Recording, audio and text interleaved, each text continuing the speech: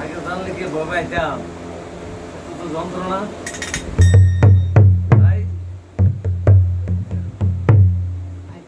তাই সৃষ্টিকর্তার কাছে মিনতি।